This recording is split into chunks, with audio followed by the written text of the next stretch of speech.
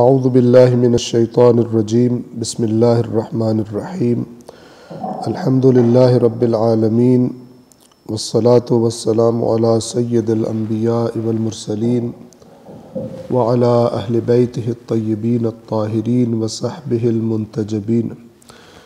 گزشتہ درس میں ہم نے قرآن مجید کے دوسرے جز میں سورۃ البقرہ آیت نمبر 189 تک مکمل کیا تھا۔ آج انشاءاللہ سورۃ البقرہ آیت نمبر 190 سے 196 تک پہلے تلاوت کریں گے اور پھر جتنی آیات کا ممکن ہو سکا ترجمہ اور وضاحت آپ کی خدمت میں بیان کریں گے۔ صلوات پڑھیں محمد و آل محمد۔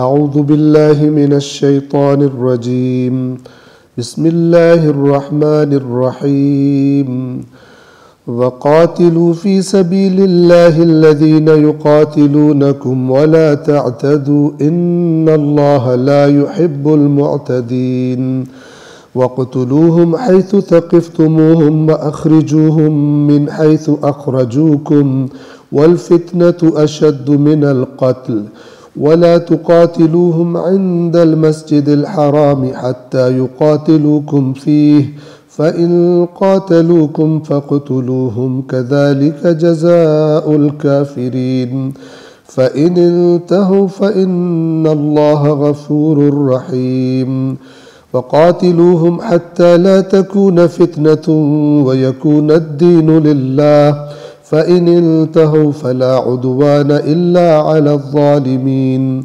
الشهر الحرام بالشهر الحرام والحرمات قصاص فمن اعتدى عليكم فاعتدوا عليه بمثل ما اعتدى عليكم واتقوا الله واعلموا أن الله مع المتقين وأنفقوا في سبيل الله ولا تلقوا بأيديكم إلى التهلكة وأحسنوا إن الله يحب المحسنين وأتموا الحج والعمرة لله فإن أحسرتم فما استيسر من الهدي ولا تحلقوا رؤوسكم حتى يبلغ الهدي محله فمن كان منكم مريضا أو به أذى من رأسه ففدية من صيام أو صدقة أو نسك فإذا أمنتم فمن تمتع بالعمرة إلى الحج فما استيسر من الهدي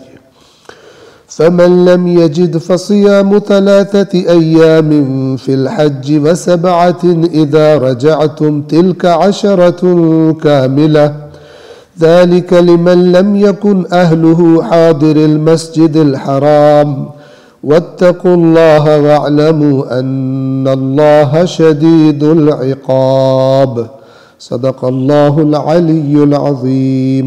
صلوات پڑھیں محمد۔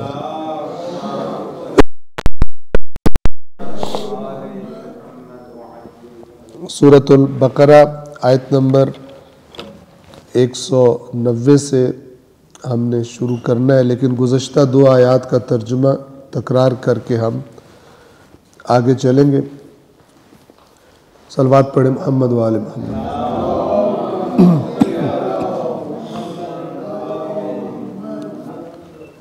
آپ کو یاد ہوگا سورہ بقرہ کی آیت نمبر 188 میں اس طرح سے فرمایا تھا، اور تم آپس میں ایک دوسرے کا مال ناجائز طریقے سے نہ کھاؤ۔ یعنی ہمیں پتہ ہونا چاہیے کہ جب ہم لین دین کر رہے ہیں تو جائز طریقہ کیا ہے، کیونکہ ناجائز طریقے سے اللہ نے منع کر دیا، اس کا مطلب ہے ناجائز طریقے ہیں شریعت کی نظروں میں۔ تو کون سے مال کے ہم مالک بن جائیں گے؟ جو جائز طریقے سے ہمارے پاس آئے گا۔ اور تم آپس میں ایک دوسرے کا مال ناجائز طریقے سے نہ کھاؤ، اور نہ ہی اسے حکام سے مراد بڑے افسر، مثلا وزیر، بادشاہ، قاضی، ان کو جا کے مال کھلا دیتے ہو تاکہ پھر تم بھی لوگوں کا مال نیچے سے کھا سکو۔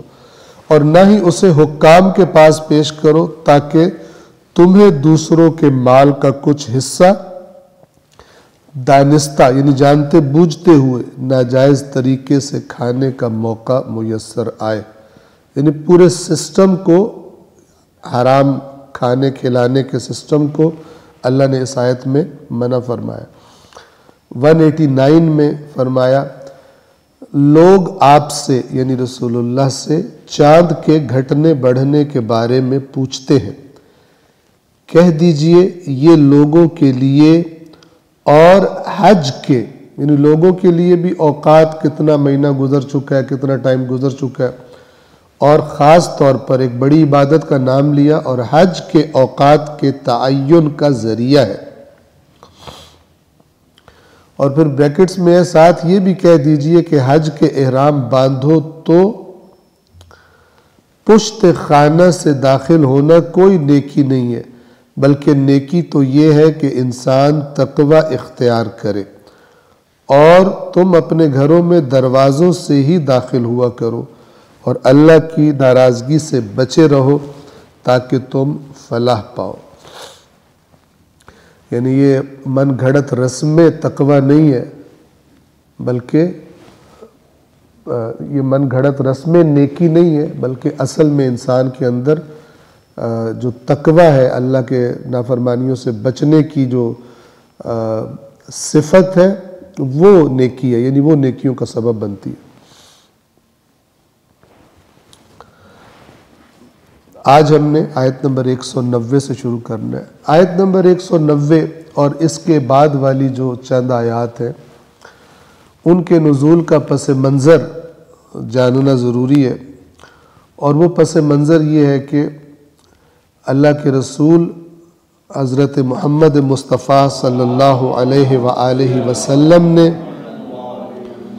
خواب دیکھا کہ خواب میں عمرہ کر رہے ہیں، مکہ میں عمرہ انجام دے رہے ہیں. تو اللہ کے نبی نے عمرے کے سفر کا اعلان کر دیا، جس کے نتیجے میں تقریباً 1400 صحابہ کرام کے ساتھ مکے کی طرف رسول اللہ روانہ ہوئے. اب جب مکے کے قریب پہنچے، کفار مکہ کو بھی پتہ چل گیا، تو انہوں نے ان کو مکے میں داخل نہیں ہونے دیا اور مکہ سے تھوڑی دور حدیبیہ کا جو مقام ہے وہاں پر قیام فرمایا. داستان طولانی ہے. سورۃ الفتح کے نزول کا جو پس منظر ہے وہاں پر یہ پھر تفصیل سے اس کی ڈسکشن کی جاتی ہے، ہم یہاں پہ صرف اشارہ کر رہے ہیں. مذاکرات شروع ہوئے اور مذاکرات کے نتیجے میں صلح حدیبیہ کا معاہدہ وجود میں آیا کہ جو اتنا بابرکت تھا کہ اللہ کے نبی جب واپس جا رہے تھے مدینہ کی طرف سفر میں، اور مسلمانوں کے دل بہت بوجھل تھے، عمرہ کرنے نہیں دیا، مکہ میں داخل ہونے نہیں دیا، اور صلح کی شرائط بھی اتنی سخت کہ جو بہت سارے لوگوں کو سمجھ ہی نہیں آ رہی تھی کہ یہ شرائط قبول کی کیوں گئی. ان کا بندہ آ جائے تو واپس کرنا پڑے گا، ہمارا چلا جائے وہ واپس نہیں کریں گے. اب یہ بڑی عجیب بات ہے. اور یہاں پر یہ بھی بہت سارے نکات ہیں جو انسان کی دینی تربیت کے لیے بہت ہی بنیادی حیثیت رکھتے ہیں کہ ایک صحیح اور حق پر جو لیڈر ہے اس کی بات، یعنی جب میدان ہے، جب میدان میں موجود ہے تو اس کی بات مان لینا ہے کہ یہ سچا ہے اور یہ حق پر ہے. اس کی بات مان لینا اگرچہ سمجھ نہ بھی آ رہی ہو عین موقع پر، کتنی زیادہ بعد میں برکات رکھتا ہے بنسبت اس کے کہ میدان جنگ میں اختلاف کر دینا، جیسا جنگ صفین میں کیا گیا، اور وہ خمیازہ پھر اس کا بھگتنا پڑا کہ انہوں نے تو کیا بھگتا، آج تک پوری امت اسلام بلکہ ہم کہیں کہ پوری بشریت مثلا صفین میں ہونے والی گڑبڑ کا خمیازہ بھگت رہی. فتنہ ختم ہو جاتا، ختم ہونے کے قریب تھا. تو اطاعت کا جو عنصر ہے اسلام، دین اسلام کے غلبے میں، بلکہ کسی بھی نظریے کے غلبے میں، اس کے لیڈر کی اطاعت، جس کو لیڈر مانا ہے اپنا، وہ بہت زیادہ اہمیت کی حامل ہے۔ اور ہم جب نہج البلاغہ میں مولا علی علیہ السلام کے خطبات کو دیکھتے ہیں، ان درد بھرے خطبات کو، کہ جس میں مولا فرماتے ہیں لا رأی لمن لا یطاع، اس کی کیا رائے کی حیثیت، اس کی رائے کی کیا حیثیت جس کی بات نہ مانی جاتی ہو۔ یہ مولا علی فرما رہے ہیں۔ یعنی لوگ مجھے کہتے ہیں کہ یہ بات میری تم نہیں مانتے، جو میں تم سے کہتا ہوں وہ تم نہیں کرتے، یعنی خرابی تمہاری طرف سے ہے، لیکن جو دنیا دیکھ رہی ہے کہ کیا ہو رہا ہے، اس کے نتائج کیا نکل رہے ہیں، وہ اس کا ذمہ دار بھی مجھے ٹھہراتے ہیں۔ اور لوگ کہتے ہیں کہ ابو طالب کا بیٹا بہادر تو ہے لیکن سمجھدار نہیں ہے۔ یہ مولا علی پر نہ سمجھ نعوذ باللہ ہونے کی جو لوگ بات کرتے تھے، وجہ کون لوگ تھے؟ مولا علی کی بات نہ ماننے والے کامچور لوگ، ان کی وجہ سے یہ۔ تو پھر وہاں پہ مولا فرماتے ہیں کہ میری رائے کی کیا حیثیت، اس کی رائے کی کیا قیمت ہوگی جس کی بات کوئی نہ مانتا ہو۔ لا رأی، اس کی کوئی رائے نہیں، لمن لا یطاع، جس کی اطاعت نہیں ہوتی۔ اس زمانے میں دیکھ لیں جنہوں نے کچھ عرصہ پہلے بیعت کی، ان سے بات نہیں مانتے تھے، اور آج ہم میں سے ہر ایک دیکھے، ہر شخص جس کو علی کا نام لینے سے اور علی کا نعرہ لگانے میں لطف آتا ہے اور مزہ آتا ہے، وہ یہ بھی دیکھ لے کہ علی کی رائے کی کتنی اطاعت کرتا ہے اپنی زندگی میں، ورنہ یہ نعرے اور یہ نام لے لے کے مزے لینا کوئی فائدہ نہیں دے گا۔ نہ وہ اس قسم کی حرکتوں سے خوش ہوتے ہیں جب تک کہ اطاعت نہ کی جا رہی، کیونکہ ان کی اطاعت اصل میں، علی کی اطاعت علیہ السلام رسول اللہ کی اطاعت ہے، اور رسول اللہ کی اطاعت اللہ کی اطاعت ہے۔ وہ اصل میں اللہ کی اطاعت کروانا چاہتے ہیں، اپنے لیے کچھ بھی طلب نہیں کرتے۔ پروردگار عالم کے دین کو غالب دیکھنا چاہتے ہیں، اور جو ان کی اطاعت طلب کی گئی ہے وہ بھی اسی لیے کہ وہ اللہ کی اطاعت کا حکم دیتے ہیں۔ بہرحال ایک صلوات پڑھیں محمد والے۔ یہ خیر موضوع طولانی ہے۔ جب مسلمان جا رہے تھے عمرہ کرنے کے لیے تو یہ احتمال موجود تھا کہ کافر ہو سکتا ہے حملہ کر دے۔ جو مہینہ تھا، مہینہ بھی رجب کا مہینہ تھا، جو حرمت والے مہینے ہوتے ہیں ان میں سے ایک مہینہ تھا۔ تو ان کو یہ تھا کہ ہم تو حرمت والے مہینے میں جنگ نہیں کر سکتے مسلمان، اگر انہوں نے توڑ کے حملہ کر دیا، حرمت اس مہینے کی توڑ کے حملہ کر دیا، تو پھر ہم ان کا جواب کیسے دیں گے؟ تو ان سب چیزوں کے جواب ان آیات میں آئے۔ ایک سورہ توبہ میں ذکر ہے نسیء کا قانون، نون سین یا اور حمزہ۔ نسیء کا قانون کیا تھا کہ اگرچہ یہ حرمت والے مہینے کفار کے زمانے میں بھی مانا جاتا تھا، ان کو محترم سمجھا جاتا تھا، لیکن مشرکین نے خرابی کی ہوئی تھی کہ جب ان کا کوئی لوٹ مار کرنے کا یا خرابی کرنے کا، جنگ کرنے کا ان کا بہت دل کرتا تھا کہ ابھی فوری کرنی چاہیے، تو وہ ایک قسم کا اللہ سے ادھار کر لیتے تھے۔ مثلا کہتے تھے کہ رجب کے مہینے میں جنگ کر لیتے ہیں تو 2 مہینے چھوڑ کر پھر ہم یہ ادھار اتار دیں گے، ایک اور مہینے کو ہم حرمت والا مہینہ کے طور پر گزار لیں گے۔ تو اللہ نے کہا کہ یہ کفر ہے کہ تم یہ طریقے خود بخود چینج کرتے رہو۔ حرمت والے مہینوں اور باقی مہینوں کا، یعنی بعض جو چیزیں ان کا جو وقت معین کر دیا گیا ہے اسی کو فالو کرنا، نہ کہ تمہاری مصروفیات زیادہ ہو جائیں یا تمہارے مفادات تقاضا کریں کہ اس دن کو اٹھا کے آگے پیچھے کر دو یا اس مہینے کو اٹھا کے آگے پیچھے کر دو، تو ایسا نہیں ہوتا۔ تو اب یہ آیات جو ہے نازل ہوئی اور مسلمانوں کو گویا اللہ نے اپنی پالیسی کا اعلان کر دیا کہ اب تم جا رہے ہو حرمت والا مہینہ ہے، لیکن اگر وہ لوگ اس حرمت کا پاس نہ رکھیں اور جنگ پہ اتر آئیں تو پھر تم نے بھی ان سے جنگ کرنی۔ توجہ کیجئے، سورہ بقرہ آیت نمبر 190، وَقَاتِلُوا فِي سَبِيلِ اللَّهِ، اور قتال کرو اللہ کے راستے میں۔ قتال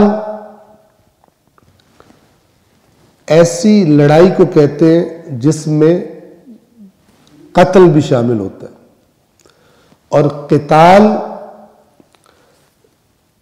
دو طرفہ لڑائی کہتے ہیں، یعنی جس میں کم از کم دو فریق ہوں، چاہے دو افراد ہو چاہے دو گروہ ہو، ایسی لڑائی کہ جس میں ایک دوسرے کو قتل کرنا بھی شامل ہو۔ یہ قتال کا معنی جہاد سے خاص ہے، چھوٹا ہے۔ جہاد میں قتال بھی شامل ہے، لیکن جہاد میں جہاد قلم سے بھی ہو سکتا ہے، جہاد زبان سے بھی ہو سکتا ہے، جہاد مال سے بھی ہو سکتا ہے، جیسے اللہ تعالیٰ فرماتا ہے وَجَاهِدُوا فِي سَبِيلِ اللَّهِ بِأَمْوَالِكُمْ وَأَنفُسِكُمْ، اور جہاد کرو اللہ کے راستے میں اپنے مال سے اور اپنی جانوں سے۔ پس جہاد زمانہ جنگ میں بھی ہوتا ہے اور جہاد زمانہ امن میں بھی ہوتا ہے۔ ایک مومن شیطان کے خلاف، شیطانی خواہشات کے خلاف اپنی پوری زندگی میں حالت جہاد میں ہوتا ہے، جبکہ جو قتال ہے وہ جہاد کا ایک خاص وقت ہے کہ جب دشمن سامنے ہو اور جنگ ہو، لڑائی ہو، میدان جنگ ہو، تلواریں ہوں، نیزے ہوں، یا آج مثلا بندوقیں ہوں اور ٹینک اور توپیں ہوں۔ تو پس قتال کا معنی خاص ہے جس میں قتل انوالو ہے۔ اللہ فرماتا ہے فَيَقْتُلُونَ وَيُقْتَلُونَ، قتل کرتے بھی ہیں اور قتل ہو بھی جاتے ہیں اللہ کے راستے میں مومنین، جب وہ موقع آتا ہے تو۔ پس وَقَاتِلُوا فِي سَبِيلِ اللَّهِ، اور قتال کرو اللہ کی راہ میں، اللہ کے راستے میں۔ کن سے؟ الَّذِينَ يُقَاتِلُونَكُمْ، اب یہ دین اسلام کا اصول بنیادی یہاں پر بیان ہوا۔ ان سے قتال کرو جو لوگ تم سے قتال کرتے ہیں، یعنی جو تم سے جنگ پہ اتر آئے۔ اب تم جا رہے ہو مکہ، تم تو جا رہے ہو عمرے کی نیت سے، لیکن اگر وہ تجاوز کرے تم پہ حملہ کر دے تو تم نے یہ نہیں کہنا ہم تو حرمت کا مہینہ، ہم تو بڑے متقی ہیں، ہم تو نہیں لڑیں گے۔ وہاں پہ تم نے بھی جو یہ حرکت کرے تو ان کے جواب میں تم نے بھی ان سے قتال کرنا ہے، لیکن یہ قتال حد سے بڑھ جانے والا نہ ہو۔ وَلَا تَعْتَدُوا، اور حد سے تجاوز نہ کرو۔ یہ حد سے تجاوز کرنے سے بہت ساری چیزیں آ جاتی بیچ میں، جتنی بھی انسان تصور کر سکے۔ ایک تو یہ کہ تم نے قتال کرنا ہے تاکہ ان کا شر، جیسے آگے آ جائے گا، ان کی طاقت توڑ دینی ہے تم نے، لیکن تم نے لڑنا انہی سے ہے جو تم سے لڑ رہے ہیں، نہ یہ کہ اس کے بعد اگر تم جیت جاؤ تو پھر بوڑھوں کو مارنا شروع کر دو، پھر خدا نہ خواستہ عورتوں پہ تجاوز شروع کر دو، پھر بچوں پر ظلم شروع کر دو، پھر فصلیں جلانا شروع کر دو، پھر اپنی دھاک بٹھانے کے لیے دہشت پھیلا دو اس جگہ میں۔ یہ نہیں کرنا تم۔ وَلَا تَعْتَدُوا میں یہ سب شامل ہے۔ یہ اسلام کا یعنی پالیسی بیان ہے قتال کرنے والوں کا۔ اب کئی لوگ ایسے تاریخ اسلام میں گزرے ہیں کہ جو لکھنے والوں نے انہیں مسلمان حکمران لکھا ہے، لیکن وہ بدماشی کرتے تھے، وہ اللہ کی حدود کا کوئی لحاظ نہیں رکھتے تھے، ان کی حرکتوں کو اسلام کے کھاتے میں ڈال دیا۔ اب جو دوسرا دیکھنے والا ہے غیر مسلم، وہ تو یہی کہے گا نا کہ اسلام یہ ہے۔ جیسے اگر آج پاکستان کے اندر مثلا اسلام کے نام پر کوئی جاہل دیندار خوارج نما یہ اٹھ کر کوئی حرکت کر دیتے ہیں، اسلام کی حدود کو پامال کوئی کام کر دیتے ہیں، بدنام کو دیکھنے والے کیا دیکھیں گے اسلام ایسا ہے. تو ہماری تاریخ میں بھی بہت سارے حکمران ایسے گزرے حتیٰ کہ بر صغیر میں کہ جن کا جو دل کرتا تھا اپنی بدماشی عیاشی کر لیتے تھے, لوٹ مار کر لیتے تھے, لیکن ان کی ساری لوٹ مار کس کے کھاتے میں گئی؟ اسلام کے کھاتے میں گئی. تو ایک مومن کو اور ایک ہوشیار انسان کو یہ ڈفرینشیٹ کرنا چاہیے کہ اگر کوئی بندہ لکھا ہوا ہے مثلا اسلام کا سنہرا دور اور اس میں کسی کمزور پر ظلم کیا ہے سنہرے دور کے کسی حکمران نے, تو اسے پتہ ہونا چاہیے کہ یہ پیدائشی مسلمانوں کی طرح تھے, کبھی کبھی جوش میں آ گئے تو کوئی اسلام کا کام بھی کر لیا, ورنہ اصل چیز تھی اپنی حکومت قائم رکھنا, چاہے وہ جو بھی سیدھی انگلی سے گھی نکلے تو ٹیڑھی انگلی سے گھی نکلے تو وہ کوئی اسلام کا احترام اور لحاظ نہیں کرتے تھے. تو یہ پتہ ہونا چاہیے. اور جنہوں نے اس قسم کی بدماشیاں کی ہیں تاریخ میں, پھر ان پہ زیادہ غیرت دینی کا بھی مظاہرہ نہیں کرنا چاہیے کہ جب ان کو اتنی غیرت نہیں تھی اسلام کی, انہوں نے اپنی حکومتوں کے دور میں اسلام کی حدود کا لحاظ نہیں رکھا, تو تمہیں کس بات پہ غیرت آ رہی ہے؟ بلکہ تم تو گندی مکھی کو باہر نکالو, گندے انڈے کو, گندی مچھلی کو, اور کہو کہ یہ پیدائشی مسلمان تھا, اس کے کاموں کو اسلام کے کھاتے میں نہ ڈالو. اس تطہیر کی بھی ضرورت ہے. اسلام کی جو تاریخ لکھی گئی ہے کہ ہر بندے کو دیکھا جائے کہ ٹھیک ہے یہ مسلمان تو تھا, ٹھیک ہے یہ مثلا نماز ہی 5 وقت کی پڑھتا تھا, لیکن آیا اس نے حکومت ویسی کی ہے جیسی دین اسلام نے تربیت کی ہوئی ہے ایک حکمران کی؟ جو معیارات دین اسلام, جو اہداف, جو ویلیوز, اقدار اسلام جن کی ترویج, جن کو پروموٹ کرنے کا کہتا ہے, اس طرح کی حکومت تھی یا نہیں اس کی؟ تو پتہ چلے گا کہ اسلام کے نام پر کتنے کتنے بڑے بڑے گھپلے کر دیے گئے. بہرحال ہمارا موضوع یہ نہیں ہے. وَلَا تَعْتَدُوا, تجاوز, حد سے تجاوز نہیں کرنا کہ دیا جا رہا ہے تو ان سے دیا جا رہا ہے جو قتال تم سے حملہ کر رہے ہیں, نہ کہ اس کے بعد پھر تمہارا جو جی میں آئے شہر میں گھس جاؤ اور وہاں پر بدماشیاں کرو, جیسے سو کالڈ مسلمانوں نے مدینے کے اندر گھس کر یزید کے لشکر نے بدماشیاں کی تھی. وہ لوگ کہ جو مثلا صحابہ کرام کے تقدس کے قائل ہیں, اور ہر مسلمان کو ہونا چاہیے رسول اللہ کے صحابہ کے تقدس کا قائل, تو وہ تقدس کہا جاتا ہے کہ جب تاریخ میں پڑھتے ہیں کہ لشکر یزید نے جنگ تو باہر جیت لی تھی, میدان حرہ میں جنگ ختم ہو گئی تھی, مدینے سے جو جن لوگوں نے قیام کیا تھا وہ شہید ہو گئے وہاں پر. اس کے بعد مدینہ میں لشکر کو گھسا کر مسجد نبوی میں اپنے گھوڑے باندھ کر وہیں پہ اپنی وہ غلاظت کر رہے تھے.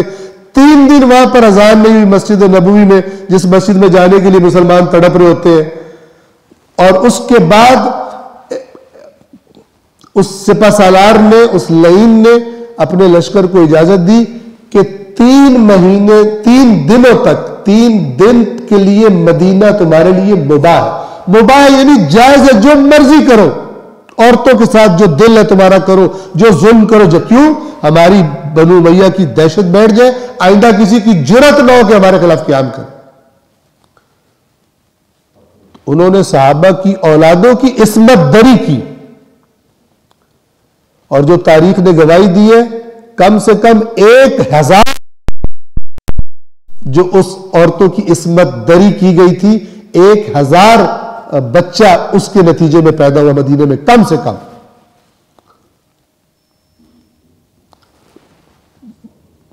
تقدس بعض جگہوں پہ یاد آ جاتا ہے, بعض جگہوں پہ یاد نہیں آتا.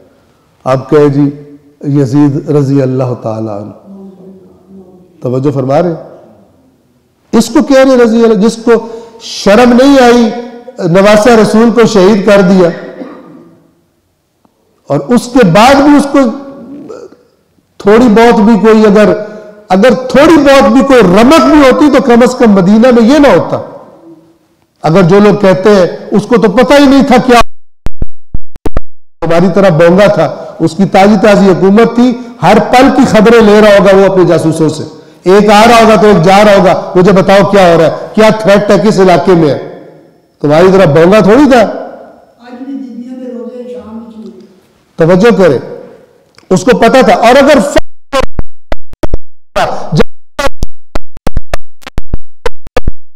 ہو گیا پھر مدینے میں بدماش بھیج دی.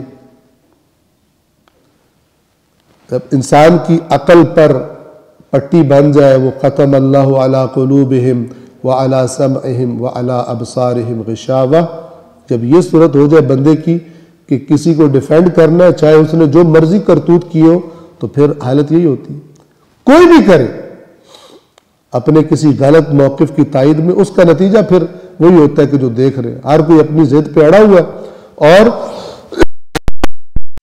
سب سے بڑے جھوٹ کو بنا کے آگے پیش کرنے کی ضد کوئی کرے، شیعہ کرے تب بھی، اہل سنت کرے تب بھی. البتہ جو ایسا کرتے ہیں وہ نہ شیعہ ہوتے ہیں اور نہ اہل سنت ہوتے ہیں اپنے اصلی معنی میں. وَلَا تَعْتَدُوا، اور حد سے تجاوز نہ کرو. اعتداء لمٹ کراس کرنا، حد سے. جیسے قرآن میں اسی سورہ بقرہ میں آگے جا کہتا ہے تِلْكَ حُدُودُ اللَّهِ فَلَا تَعْتَدُوهَا، یہ اللہ کی حدود ہے، اللہ کی مقرر کردہ حدیں، ان کو کراس نہ کرو، ان سے تجاوز نہ کرو، ان سے آگے نہ بڑھو. کیوں تجاوز نہیں کرنا؟ ان اللہ لا يحب المعتدین. اگر تمہارا دل کر رہا ہے حدود کراس کرنے کا اللہ نے جو بنائی ہے، تو پھر یہ بات جان لو، ان اللہ، یقیناً اللہ، لا يحب، پسند نہیں کرتا، محبت نہیں کرتا. کن سے؟ المعتدین، حد سے تجاوز کرنے والوں کو. اللہ کو وہ لوگ پسند ہیں کہ جو اپنے آپ کو کنٹرول میں رکھتے ہیں، اسی کو متقی کہتے ہیں. جو اللہ کی جہاں پر حدود ہیں، ریڈ لائنز ہیں، ان کے قریب جانے سے بھی اپنے آپ کو بچاتے ہیں، دور ہی رہتے ہیں کہ کہیں قریب جاتے جاتے گر ہی نہ جائے، بندہ کراس ہی نہ کر جائے. اور تم راہ خدا میں ان لوگوں سے لڑو جو تم سے لڑتے ہیں، اور حد سے تجاوز نہ کرو. اللہ تجاوز کرنے والوں کو یقیناً دوست نہیں رکھتا، یعنی پسند نہیں کرتا. آیت نمبر 191. وَاقْتُلُوهُمْ حَيْثُ ثَقِفْتُمُوهُمْ. وَاقْتُلُوهُمْ یعنی وَاقْتُلُوهُمْ، اور انہیں قتل کرو. حَيْثُ ثَقِفْتُمُوهُمْ، جہاں بھی انہیں پاؤ، جہاں بھی تمہاری گرفت میں آ جائیں. یہ ثَقِفْتُمُوهُمْ کا جو اصل معنی ہے،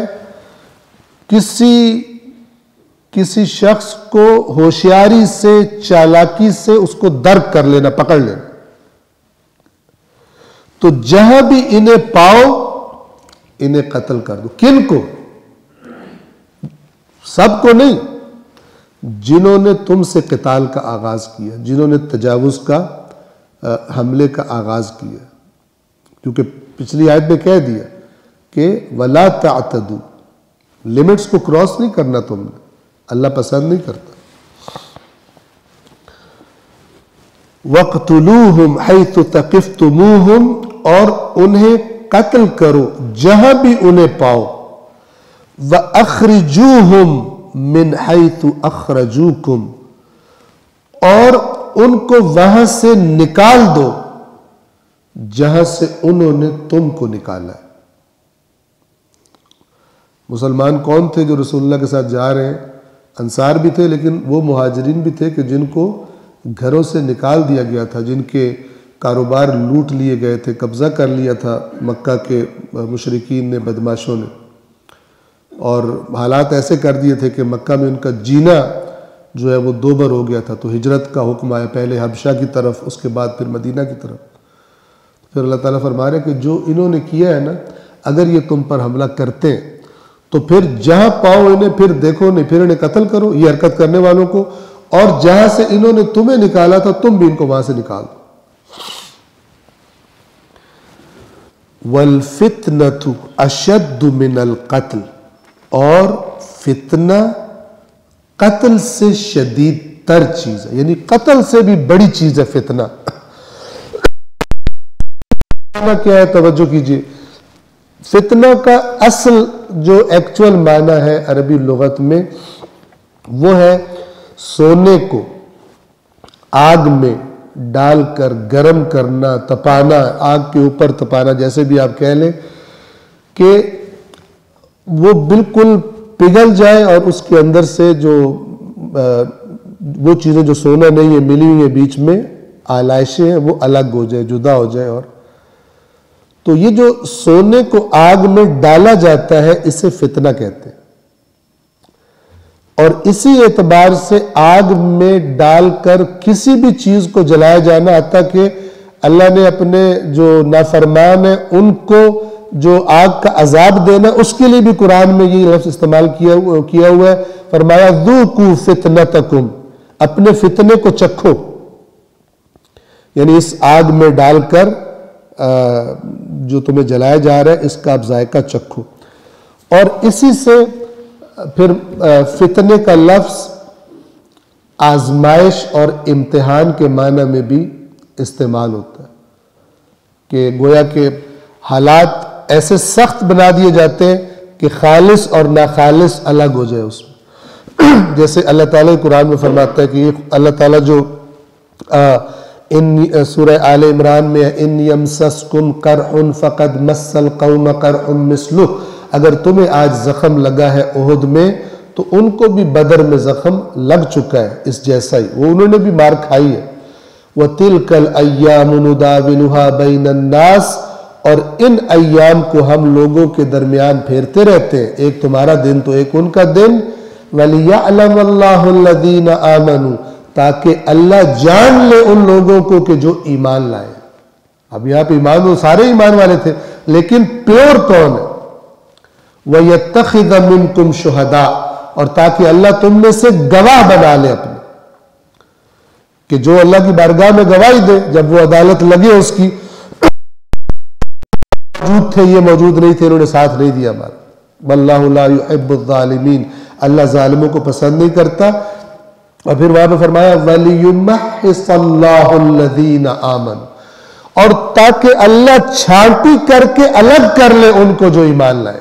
اس کا مطلب ہے مکس اپ ہے، دعویٰ ایمان کرنے والوں کے جو گروپ ہے اس میں مکس ہے لوگ ایسے بھی کہ جو اس تمحیص کے بعد، اس چھلنی سے گزرنے کے بعد خالص ہو کر الگ ہو جائیں گے، اور جو ملاوٹ والا مال ہے وہ پیچھے رہ جائے گا، الگ ہو جائے گا۔ یہ میدان آزمائش، یہ میدان جہاد اللہ سجاتا ہے وَلِيُمَحِّصَ اللَّهُ الَّذِينَ آمَنُوا، تاکہ اللہ مومنوں کو خالص کر کے چھان کے الگ کر دے، چھانٹی کر دے۔ اور اب اس آیت جو میں پڑھ رہا ہوں اس سے اگلی آیت میں جو قرآن کا جنت بھیجنے کا فارمولہ ہے وہ بھی سن لیں۔ ویسے تو ادھر بہت بہت زبردست فارمولے پیکیجز مل رہے ہوتے جنت میں جانے کے، یہی پر کہا کن سے کہا ہوا؟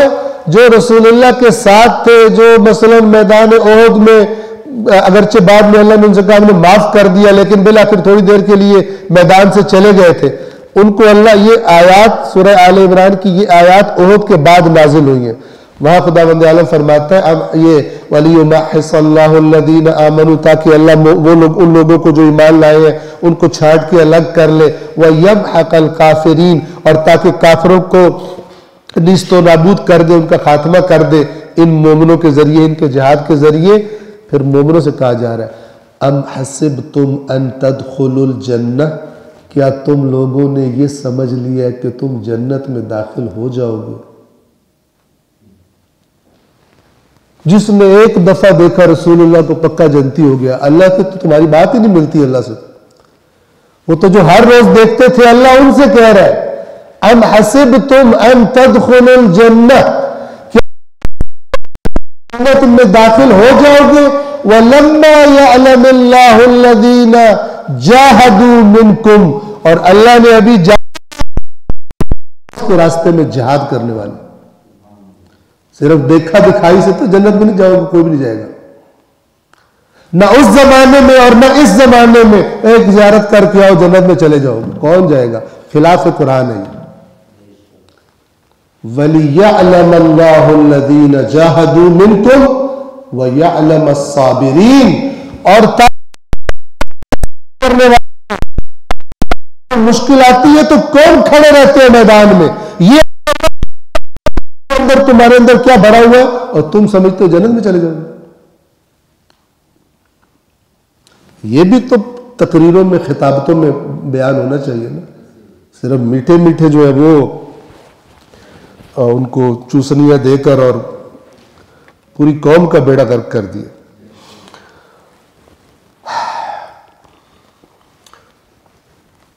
وَالْفِتْنَةُ أَشَدُّ مِنَ الْقَتْلِ، فتنے کا معنی بتا رہا تھا۔ فتنہ اس لیے آزمائش اور امتحان کے معنی میں بھی، اور جب حالات بہت خراب ہو، گویا کہ ٹیمپریچر حالات کا بہت گرم ہو جائے، اسے بھی فتنہ کہتے ہیں۔ بنیادی معنی وہی ہے جو میں نے آپ کو بیان کر دیا۔ یا فتنہ، وَالْفِتْنَةُ أَشَدُّ مِنَ الْقَتْلِ سے کیا مراد ہے؟ فتنہ ہم اردو میں سادہ لفظوں میں کہیں فتنہ قتل سے بدتر ہے۔ کیا مطلب؟ اس لیے کہ فتنے سبب بنتے ہیں بہت سارے بے گناہوں کے قتل ہو جانے کا، فتنے سبب بنتے ہیں بہت سارے لوگ جو سیدھے راستے پہ تھے لیکن ضعیف الایمان تھے، ان کے گمراہ ہو جانے کا، فتنوں میں پروپیگنڈا کرنا غلط شامل ہے، فتنوں میں زبردستی اپنی فکر کا کسی پہ ٹھوسنا، جیڑا نہیں مندہ و حلال دا ہی نہیں، ٹھیک ہے نا، یہ بھی فتنہ ہے۔ خلاف علم اور خلاف عقل اور خلاف اخلاق بات ہے، ٹھیک ہے نا، جو ابھی جس کا بازار گرم ہو گیا۔ فتنہ قتل سے بدتر ہے، یعنی وہ چیزیں کہ جو سبب ہو جائے، وہ چیزیں کہ جو سبب بنتی، وہ حالات، وہ ماحول۔ لہذا آپ دیکھیں کہ بعض لوگ کہتے ہیں ایک نیا فتنہ آ گیا، ایک نیا فتنہ آ گیا، یعنی کیا؟ یعنی کئی لوگ خراب ہوں گے اس کی زد میں آ کر۔ تو اللہ تبارک و تعالی کفار جو کام کر رہے تھے، کفار نے جو مکہ والوں نے کیا تھا، مسلمانوں کا جینا دو بھر کر کے، ظلم کر کے ان کو مکے سے نکلنے پہ مجبور کر دیا، وہ فتنہ، مسلمانوں کو عمرہ کرنے کے لیے مکہ میں داخل نہیں ہونے دے رہے، جو موحد ہیں، جو اللہ کے حقیقی دین کو ماننے والے ہیں، ان کو بدماشی سے روکنا چاہ رہے ہیں کہ مکہ میں نہ آئے، یہ فتنہ ہے۔ اللہ تعالیٰ کہہ رہے ہیں یہ جو فتنہ کر رہے ہیں، اگر کسی کے دل میں یہ جا رہا ہو کہ اللہ نے اتنا سخت حکم دے دیا بندے مارنے، تو اللہ کہہ رہا ہے مارنے، یہ جو فتنہ ہے یہ قتل سے نہیں کرو گے تو کتنے ہی قتلوں کا سبب بن جاؤ۔ اگر میں آپ کو مثال دیتا ہوں، مثلا ایک گروہ ڈاکوؤں کا کہ جو ڈکیتیاں کرتے ہیں، بندے مار دیتے ہیں، معلوم ہے، اب کہا جائے جی مثلا ان کو پھانسی لگا، پھانسی والے کو رحم آ جائے، یہ بھی تو کسی ماں کا بیٹا ہے، اس کی ماں نے کتنے خواب دیکھے ہوں گے اس کے، میرا دل نرم ہو، ٹھیک ہے نا۔ اب یہ جو اس کے لیے دل نرم ہو رہا ہے اس گائے کا، یہ اس کو اگر چھوڑ دیتا ہے تو پتہ نہیں کتنی ماؤں کی گودیں اجاڑ دے گا۔ تو اللہ کا دین بھی کسی مقام پر جا کر قتل کرنے کی نہ صرف یہ کہ اجازت دیتا ہے بلکہ حکم دیتا ہے، بالکل اسی طرح کہ جس طرح ایک مخلص ڈاکٹر یہ دیکھ لیتا ہے کہ مثلا اس انسان کا اگر یہ ہاتھ نہ کاٹا گیا یا اس کا یہ پاؤں نہ کاٹا گیا تو اس کا پورا بدن خطرے میں ہے، یہ مر جائے گا، اس کی زندگی خطرے میں ہے، لہذا کوئی کہتا ہے کہ ڈاکٹر نے ظلم کر دیا، ہاتھ کاٹ دیا، بلکہ شکریہ ادا کرتے آپ نے وقت پہ تشخیص دے کے ہاتھ کاٹ دیا، کیونکہ اب یہ ہاتھ اگرچہ اس جسم کا حصہ تھا لیکن اب یہ ایسی پوزیشن میں چلا گیا کہ اگر یہ جسم کے ساتھ رہے گا تو اس پورے جسم کا احسان ہے۔ اسی طرح ایسا شخص کہ جو معاشرے کے لیے اس قسم کا کردار بن جائے کہ اگر وہ رہے گا تو اس نے پھر باقی معاشرے کو بھی فاسد کرنا ہے یا ظلم و ستم کرنے ہیں، تو پھر دین اسلام حکم دیتا ہے اسی مخلص ڈاکٹر کی طرح کہ اسے قتل کرو. لہٰذا آپ کو پتہ ہے رسول اللہ صلی اللہ علیہ وآلہ وسلم مکہ فتح فرمایا, عمومی معافی دے دی, لیکن تقریباً 19 افراد تھے جن کو استثناء کر دیا کہ ان کو معافی نہیں, اور ان میں سے چند افراد کے نام لے کر کہا انہیں قتل کر دیا. وہ کہ جو رحمت للعالمین کہلاتا ہے, وہ کہ جو سارے ان کے کیے کرائے, وہ بھی کچھ کو جانتا ہے کہ یہ جراثیم اگر زندہ رہیں گے انہوں نے فتنہ کرنا ہی کرنا, یہ کئی اوروں کا بھی بیڑا غرق کریں گے. تو پھر وہ کہتا ہے کہ ان کو یہ کعبے کے پردوں سے بھی چمٹا ہو, اسے قتل کر دو. تو یہ جو اسلام کی جنگ ہے یا بعض معاملات میں قتل کرنے کا حکم ہے, جیسے اللہ نے فرمایا تھا وَلَكُمْ فِي الْقِصَاصِ حَيَاتٌ يَا أُولِي الْأَلْبَابِ لَعَلَّكُمْ تَتَّقُونَ, پیچھے گزر گیا. اور اے صاحبان عقل, اس قصاص کے قانون میں تمہارے لیے زندگی ہے. اللہ نفسیات انسان کا خالق ہے. اگر مانتے ہو کہ اللہ خالق ہے انسان کا, اس کی نفسیات کا, تو وہ جانتا ہے کہ قصاص کا قانون اگر صحیح طرح جاری ہو معاشرے میں, یہ سب پوٹینشل قاتل جو پلان جنہوں نے کرنا تھا کہ ہم مار دیں گے, وہ آرام اور سکون سے بیٹھیں گے, نہیں قتل کریں گے. قصاص کا قانون یہ تاثیر رکھتا ہے. وَلَكُمْ فِي الْقِصَاصِ حَيَاتٌ, اور تمہارے لیے قصاص میں زندگی ہے. یا اُولِي الْأَلْبَابِ, اے صاحبان عقل, لَعَلَّكُمْ تَتَّقُونَ, تاکہ تم معاملات تمہارے معاشرے میں کم. بس یہ معنی ہے وَالْفِتْنَةُ أَشَدُّ مِنَ الْقَتْلِ, فتنہ قتل سے بدتر ہے. لہذا فتنے کی جڑ کاٹنی ہے تم نے. وَلَا تُقَاتِلُوهُمْ عِنْدَ الْمَسْجِدِ الْحَرَامِ حَتَّى يُقَاتِلُوكُمْ فِيهِ, اور ان سے قتال نہ کرو مسجد الحرام کے پاس. جیسے ایک حرام مہینے ہیں, محترم مہینے ہیں, اسی طرح محترم مسجد ہے, اس کا بھی احترام ہے. لیکن یہ بھی کب تک ہے؟ جب تک اگلا فریق اس کا لحاظ کر رہا ہے. یہ نہیں ہے کہ تمہیں مسجد میں انوائٹ کر کے تمہیں مارنا شروع کر دے, تم وہاں پہ تسبیح پڑھتے رہو اور انہیں کچھ نہ کہو کہ ہم تو مسجد میں کچھ کر نہیں سکتے. نہ, اور ان سے قتال نہ کرو مسجد الحرام کے پاس حتی, یہاں تک کہ یقاتلوکم فی, وہ اس کے اندر تم سے قتال کرے, پھر تم بھی کرو. فَإِن قَاتَلُوكُمْ, تو اگر وہ تم سے قتال کرے فَقْتُلُوهُمْ, تو انہیں قتل کرو, مسجد الحرام میں قتل کر دو. كَذَلِكَ جَزَاءُ الْكَافِرِينَ,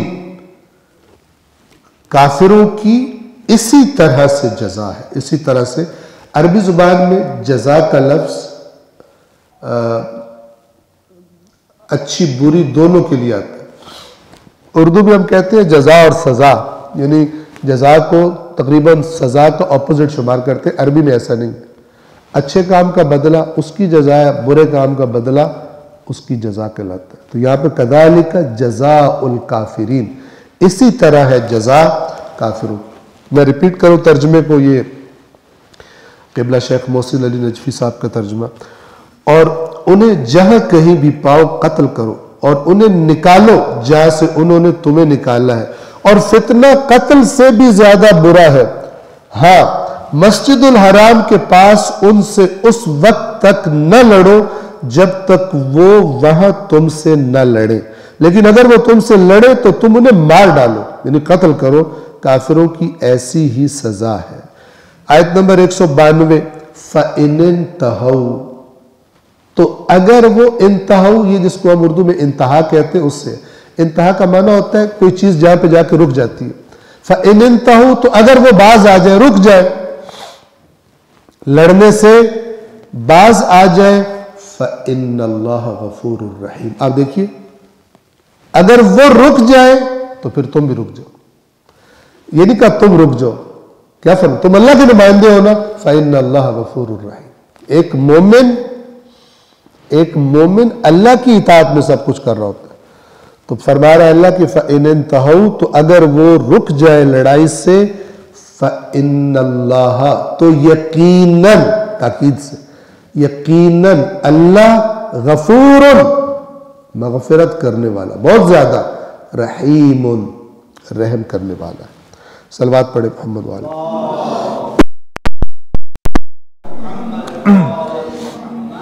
آیت نمبر 193 میں یہ بتایا جا رہا ہے کہ جب ان سے قتال کرو گے تو پھر کب تک اس قتال کو جاری رکھو۔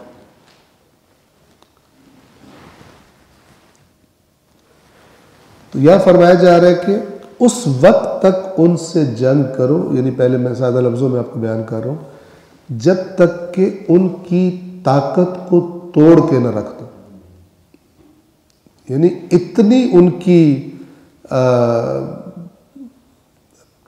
ان کے ساتھ اتنی جنگ کرو، اتنا ان کو مار پیٹ کر لو کہ پھر ان کے اندر تمہارے خلاف فتنے کرنے کی اور دوبارہ اٹھ کے کھڑے ہونے کی طاقت نہ رہ جائے۔ یہ بالکل لاجیکل ہے۔ انہوں نے تمہیں گھر سے نکالا، انہوں نے تمہاری چیزیں لوٹ لی، اب تم ایک جائز کام کے لیے آ رہے ہو، وہ تمہیں اندر نہیں گھسنے دے رہے، الٹا تم پہ حملہ کرتے ہیں۔ اب تم لڑو، لیکن لڑو یہ نہیں پھر وہ تھوڑا سا دیکھیں کہ کام خراب ہو رہا ہے تو پھر وہ کوئی اور چال چل جائے۔ اس وقت تک ان سے لڑتے رہو جب تک کہ ان کی جو وہ طاقت ہے، ان کی کمر ہے، وہ ٹوٹ نہیں جاتی اور ان میں اتنی جانی تمہارے خلاف اٹھ کے کھڑے ہو جائے، اتنا ان کو مارو۔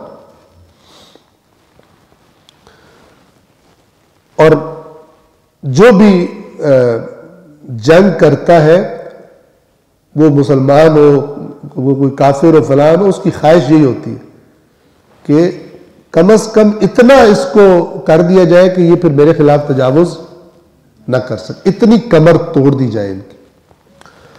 وَقَاتِلُوهُمْ، اور ان سے قتال کرو، حتیٰ، یہاں تک کہ لا تکون فتنۃ، فتنہ باقی نہ رہے، فتنہ باقی نہ رہے، وَيَكُونَ الدِّينُ لِلَّهِ، اور دین اللہ کے لیے ہو جائے۔ اب یہاں پہ جو دین کے معانی ہے نا، جو جن معانی میں عربوں نے لفظ دین کو استعمال کیا ہے تو ضروری ہے ان کا پتہ ہو۔ لفظ دین جو استعمال ہوا ہے وہ جزا کے معنی میں بھی استعمال ہوا ہے، مالک یوم الدین، جزا کے دن کا مالک۔ یوم الدین جزا کا دن، نہ کہ اسلام کا دن۔ وہاں دین کیا ہے؟ جزا ہے۔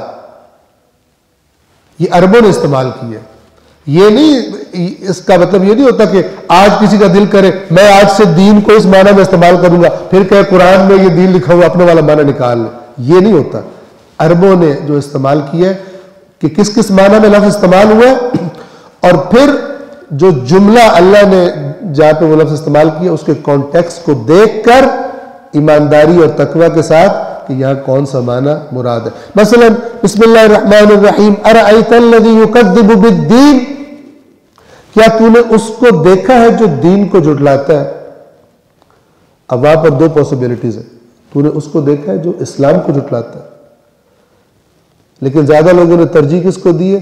تو نے اس کو، اور جو اگلی آیات کو دیکھا جائے تو وہی بنتا ہے، یعنی زیادہ بہتر وہی بنتا ہے ترجمہ، کیا تو نے اس کو دیکھا ہے جو قیامت کو جھٹلاتا ہے، یعنی یوم الدین کو، جزا کو، دین یعنی جزا، جو جزا کو جھٹلاتا ہے، جزا یعنی سزا، جزا دونوں۔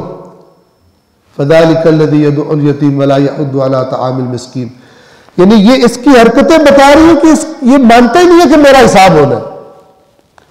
تو ان آیات کے اعتبار سے جزا والا معنی یہاں پہ زیادہ سوٹ کرتا ہے، ارأیت الذی یکذب بالدین، کہ جس کو سزا دی جائے گی وہ کیوں ایسے کام کرے گا جو سزا کا موجب ہے، اللہ کی طرف سے جہنم میں ڈالے جانے کا موجب۔ تو دین کا معنی، ایک معنی جزا ہے، ایک معنی ہے قوانین کا مجموعہ، قوانین کا مجموعہ جس کے تحت زندگی گزاری جاتی ہے، جس کی اطاعت کی جاتی ہے، جیسے ان الدین عند اللہ الاسلام، یقیناً اللہ کے ہاں دین کون سا ہے؟ اسلام، ٹھیک ہے۔ اور اسی اسی معنی سے ایک اور معنی نکلتا ہے، وہ ہے اطاعت کا، یعنی دین اسے کہتے ہیں جس کی اطاعت کرنی ہوتی ہے، جس کو فالو کرنا ہوتا ہے، جس کو اوبے کرنا ہوتا ہے۔ تو یہاں پر جو ہے وَيَكُونَ الدِّينُ لِلَّهِ، یہ ہم ترجمہ بھی کر سکتے ہیں کہ دین اللہ کا ہو جائے، یعنی وہ غالب آ جائے، فتنہ ختم ہو جائے، اس میں اتنی طاقت غالب آ سکے۔ اور یہ دین کا ترجمہ کر دے اطاعت، وَيَكُونَ الدِّينُ لِلَّهِ، یعنی پھر اللہ کی اطاعت ہو معاشرے میں، اللہ کا بنایا ہوا قانون مانا جائے معاشرے میں، اس وقت تک جنگ کرو۔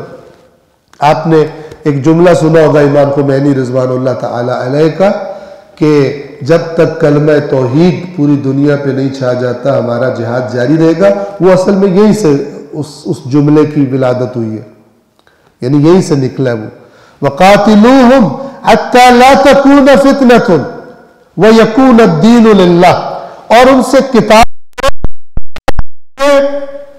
فتنہ دین اللہ کے لیے ہو جائے۔ کیا مطلب؟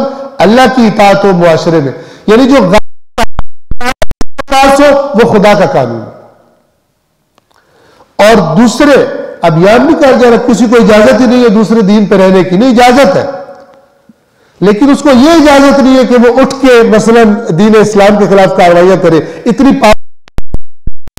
وہ سازشیں کرے، فتنے کرے، خرابیاں کرے۔ جو اس قسم کا کام کرے تو اتنا اس کے ساتھ جنگ کی جائے کہ اس کی کمر اتنی ٹوٹ جائے کہ پھر وہ کھڑا نہ ہو سکے دین حق، یعنی اللہ کی دین توحید کے، دین اسلام کے خلاف۔ وَيَكُونَ الدِّينُ لِلَّهِ، اس ان کے حملے سے، ان کے ظلم سے، ورنہ رسول اللہ تو صلح حدیبیہ کر کے مثلا جب گئے اس کے بعد کب جنگ شروع ہوئی ہے؟ صلح حدیبیہ جب ہوئی اللہ کے نبی کی طرف سے کوئی معاہدہ تھا، ان کی طرف سے ہی تجاوز ہوا، اور پھر اللہ نے مثلا سورہ برات میں اعلان فرما دیا کہ اب تمہارے پاس اتنی مہلت ہے، اس کے بعد پھر تلوار ہے تمہارے اور مسلمین کے درمیان۔ تو یہ ایک تصویر ہے اسلامی جہاد کی کہ جو، اور اس کے اہداف کی کہ جو ان آیات میں بیان کی گئی۔ وَقَاتِلُوهُمْ حَتَّى لَا تَكُونَ فِتْنَةٌ وَيَكُونَ الدِّينُ لِلَّهِ فَإِنِ انْتَهَوْا، تو اگر وہ رک جائیں، دیکھیں پھر دوبارہ اللہ تعالیٰ فرما رہا ہے اگر بات خرابیوں سے اور تمہیں پتہ چل جائے کہ اب یہ حرکت نہیں کریں گے، فَلَا عُدْوَانَ، توجہ کیجیے، فَلَا عُدْوَانَ إِلَّا عَلَى الظَّالِمِينَ، تو پھر لڑائی نہیں ہوگی سوائے ظالمین۔ کیا مطلب؟ مثال کے طور پر وہی فتح مکہ کی مثال آپ کو دوں تاکہ سمجھ آ جائے گی۔ سرنڈر کر دیا مکہ والوں نے اور کہا کہ ہم جنگ نہیں کرتے، مکہ رسول اللہ کے حوالے کر دیا، فتح مکہ ہو گئی۔ تو قرآن کیا کہہ رہا ہے؟ فلا عدوان، اب اگر وہ خود ہی بس ہو گئی ہے ان کی، تو اب تم کوئی ان پر چڑھائی نہیں کرو گے، الا علی الظالمین، استثناء سوا فیکشن ہونا۔ اب یہ جو سربراہ روح دین اور احکام پروردگار کو دیکھتے ہوئے کہ یہ معاشرہ جس نے اب سرنڈر کر دیا ہے، ان میں سے کون لوگ ہیں جنہوں نے پھر بھی خرابی کرنی ہے اور جن کے سابقہ جرائم اتنے بڑے کہ ان کو چھوڑا نہیں جا سکتا، ان کو سزا دی جائے گی، نہ یہ کہ اب کسی کو کچھ بھی نہیں کہا جائے گا۔ لہذا فتح مکہ میں آپ دیکھتے ہیں کہ رسول اللہ نے کیا ایکشن بعض لوگوں کے خلاف، جبکہ عمومی عفو کا درگزر کا اعلان کر دیا گیا تھا۔ بعض لوگ ایسے تھے کہ جن کو پھر سزائیں مثلا دی گئی تھی، تفصیلات جو ہے وہ کتب تاریخ میں موجود ہیں۔ تو میں ترجمے کی تکرار کر رہا ہوں، اور تم ان سے اس وقت تک لڑو کہ فتنہ باقی نہ رہے اور دین اللہ ہی کے لیے ہو جائے۔ یعنی اللہ کا آئین غالب آ جائے، اللہ کا دین غالب آ جائے، اللہ کی اطاعت ہو معاشرے میں، اس کے مقابلے میں کوئی اور پاور اپنی اطاعت نہ کروا سکے۔ ہاں اگر وہ باز آ جائے تو ظالموں کے علاوہ کسی کے ساتھ زیادتی نہ ہوگی۔ یہ زیادتی کا لفظ جو ہے وہ بہت سوٹیبل نہیں ہے، کیونکہ زیادتی میں معنی ہے مثلا حد سے آگے بڑھنے کا، جبکہ یہاں پہ کیا اللہ تعالیٰ فرمانا چاہتا ہے کہ مثلا سوائے ظالموں کے پھر کسی کو سزا نہیں دی جائے گی، نہ کہ ظالم کے ساتھ زیادتی کر۔ ظالم کے ساتھ زیادتی کا مطلب کیا ہے؟ مثلا مولا علی فرماتے ہیں ابن ملجم کو ٹکڑے کر دو، ابن ملجم کو تم نے مثلا کس کو تکلیفیں دے دے کے مارنا ہے، یہ زیادتی ہے، تجاوز ہے۔ بلکہ فرمایا کہ ایک ہی ضرب جو اس نے ماری ہے تم بھی اس کو ایک ضرب مارنا، اور ایک میرے بدلے میں ایک ہی بندے کو قتل کیا جائے اور وہ بھی ایک ہی ضرب سے، اگر بچ گیا تو بچ گیا۔ تو مراد یہ ہے کہ جس نے ظلم کیا ہے اس پر اس کو سزا دی جائے گی، نہ یہ کہ پھر اس کے لیے دروازہ کھلا ہے، اس کے تکہ بوٹی کر دو، جو مرضی کرو۔ تو اللہ کے نبی نے منع فرمایا بدن کے ٹکڑے کرنے کے، اگرچہ پاگل کتا ہی کیوں نہ ہو اس کے بھی بدن کے ٹکڑے، اور یہ نہ کرو۔ اور یہ دین اسلام میں یہ جو مکروہ اور غیر انسانی حرکت ہے یہ بنو امیہ کے دور میں شروع کی گئی، اور کیا بھی کن کے ساتھ گیا؟ اللہ کے رسول کے اہل بیت کے ساتھ، کہ ان کے مثلا ابدان پر، پاکیزہ ابدان پر گھوڑے بھی دوڑائے گئے، اور ان کے سروں کو کاٹ کر نیزوں پر بلند بھی کیا گیا، اور ان کی ان لوگوں نے اپنے جو قتل ہوئے تھے کربلا میں ان کو تو دفنا دیا، جبکہ اہل بیت رسول کے جو امام حسین اور ان کی اولاد اور ان کے اصحاب کے جو لاشیں تھے وہ اسی طرح بے گور و کفن چھوڑ کر وہاں سے چلے گئے۔ تو یہ لاشوں کی بے حرمتی کرنا اور بدنوں کے ٹکڑے کرنا، اور یہ تاکہ لوگوں کے عوام کے دلوں میں خوف بیٹھ جائے حکومت کا، اس کے بانی بھی بنو امیہ ہے، جبکہ اللہ کے رسول نے اس کام سے منع فرمایا ہے۔ ایک صلوات پڑھے محمد و آل محمد۔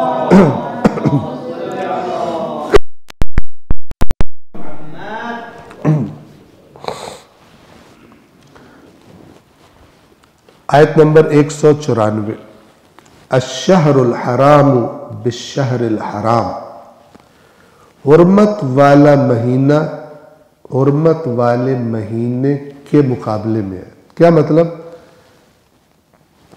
یعنی اگر وہ مہینے تمہارا مخالف فریق حرمت والے مہینے کا لحاظ کر رہا ہے تو تم بھی لحاظ کرو، تمہاری طرف سے حرمت شکنی نہیں ہونی چاہیے۔ لیکن اگر وہ نہیں کرتا تو پھر تم نے مار نہیں کھانی، یعنی یہ برابر کا کام ہے۔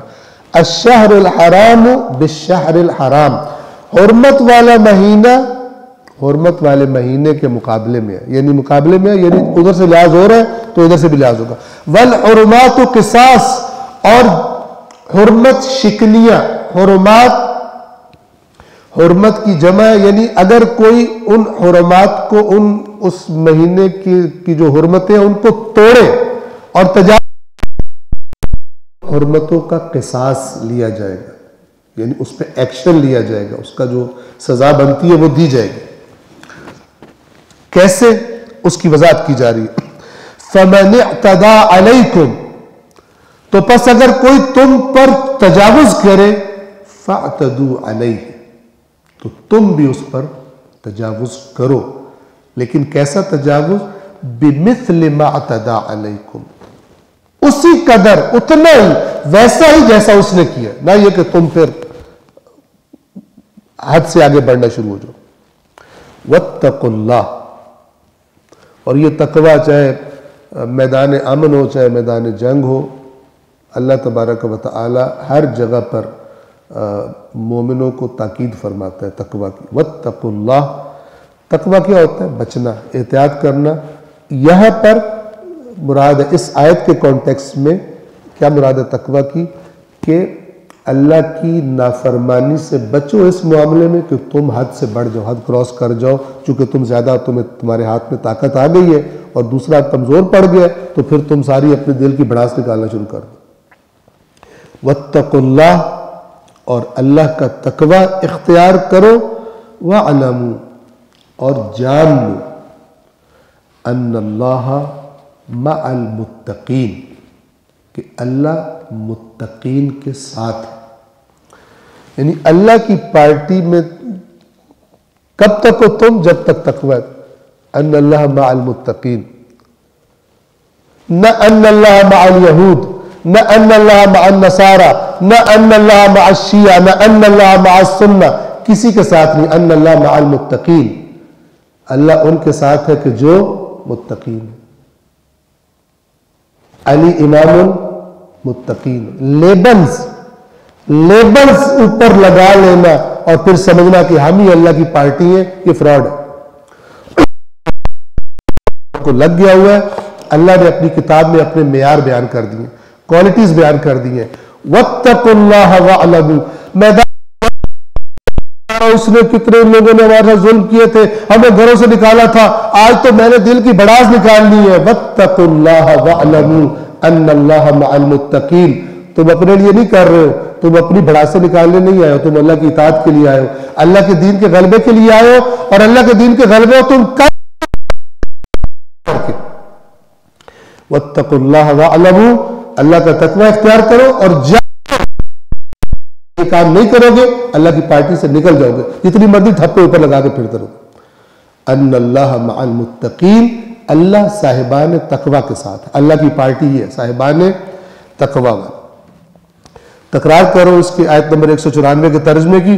حرمت والے مہینے کا بدلہ حرمت کا مہینہ ہی ہے اور حرمتوں کا بھی قصاص ہے. لہذا جو تم پر زیادتی کرے تو تم بھی اس پر اسی طرح زیادتی کرو جس طرح اس نے تم پر زیادتی کی ہے. پس ہم یہ زیادتی کے لفظ کو اسی معنی میں لیں گے، یعنی جس نے تم پر تجاوز کیا تو پھر تم اتنا ہی جتنا اس نے کیا. اور اللہ سے ڈرتے رہو اور جان لو کہ اللہ پرہیزگاروں کے ساتھ ہے. متقین کا ترجمہ عام طور پر پرہیزگار کیا جاتا ہے اور بہت اچھا ترجمہ ہے پرہیز، یعنی وہی بچنا. اردو میں کہتے ہیں نا پرہیز علاج سے بہتر ہے. بہتر ہے وہ کام ہی نہ کرو جس کا پتہ ہے کہ اس کے بعد بیمار ہو جانا ہے، بجائے یہ کہ بیمار ہو جاؤ اور پھر بعد میں مثلا یہ پرہیز. تو شریعت مقدس اسلام میں تقوی یعنی ان چیزوں سے بچ کے ہی رہو کہ جس کے بعد جن چیزوں کے کرنے سے پھر اللہ تبارک و تعالیٰ کی ناراضگی اور اس کے غضب کا تمہیں شکار ہونا پڑ جائے. تو آج کے درس کو ہم سورۃ البقرہ آیت نمبر 194 پر تمام کر رہے ہیں، کیونکہ جو اگلی آیت ہے